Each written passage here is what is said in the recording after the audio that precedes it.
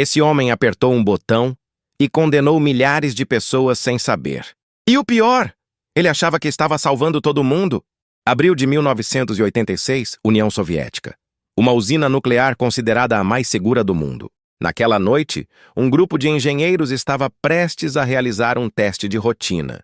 Simples, controlado, sem riscos. Pelo menos, era o que eles acreditavam. Na madrugada de 26 de abril de 1986, o reator no 4 de Chernobyl estava em operação. Lá dentro, engenheiros e técnicos preparavam um teste. A ideia era verificar se as turbinas conseguiam gerar energia durante uma queda de luz.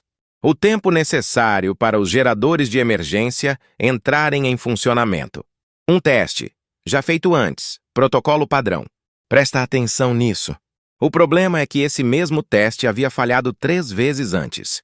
E cada vez que falhava, alguém de cima mandava tentar de novo.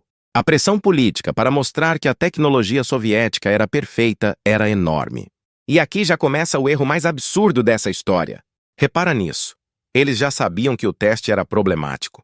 Já tinha falhado 3 vezes. E mesmo assim continuaram, porque a ordem vinha de cima. E na União Soviética dos anos 80, você não questionava ordens.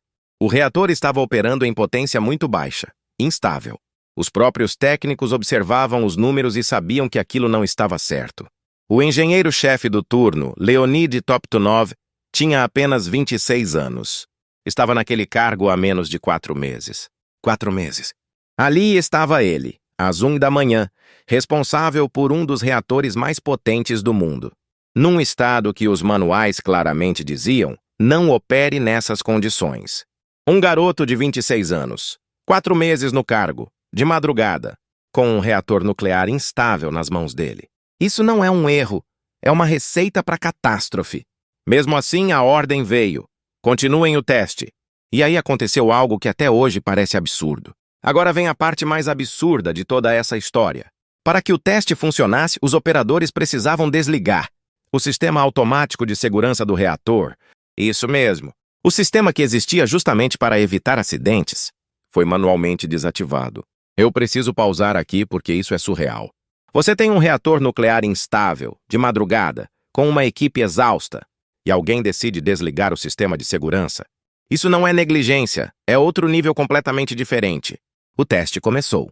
Por alguns minutos tudo pareceu normal. Os números subiam, as turbinas giravam. Os técnicos monitoravam os painéis. Mas o reator estava reagindo de uma forma que ninguém havia previsto. A potência começou a subir, rápido demais. E aqui, tudo muda.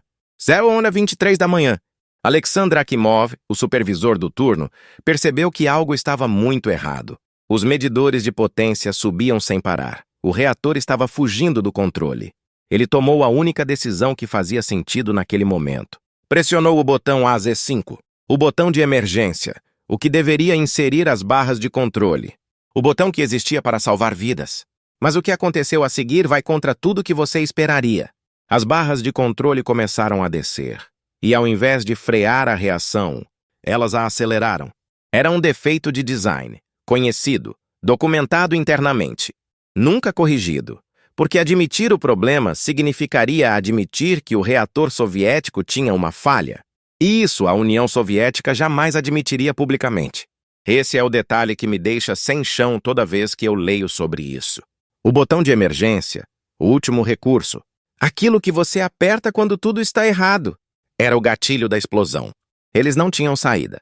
No momento em que tentaram salvar o reator, já era tarde demais. A potência disparou para mais de 10 vezes o limite máximo. Em menos de 3 segundos, o reator explodiu. Não uma, 2 vezes.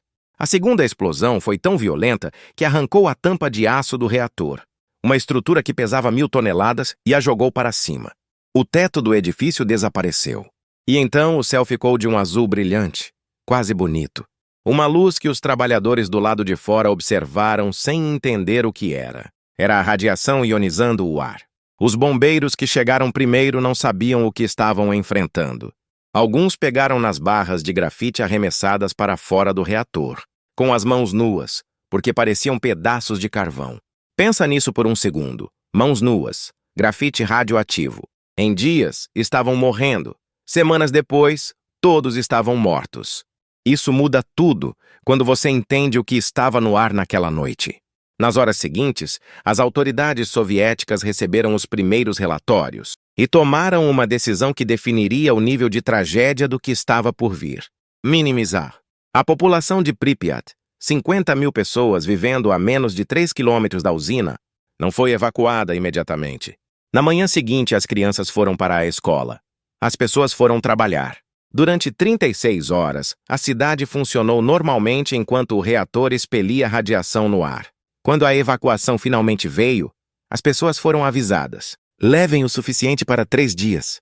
Ninguém voltou. A zona de exclusão de 30 km e ao redor de Chernobyl existe até hoje. Leonid Toptunov, o jovem engenheiro de 26 anos, morreu 17 dias depois da explosão.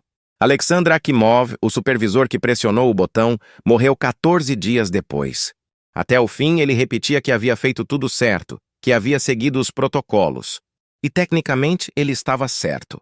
O sistema é que estava errado.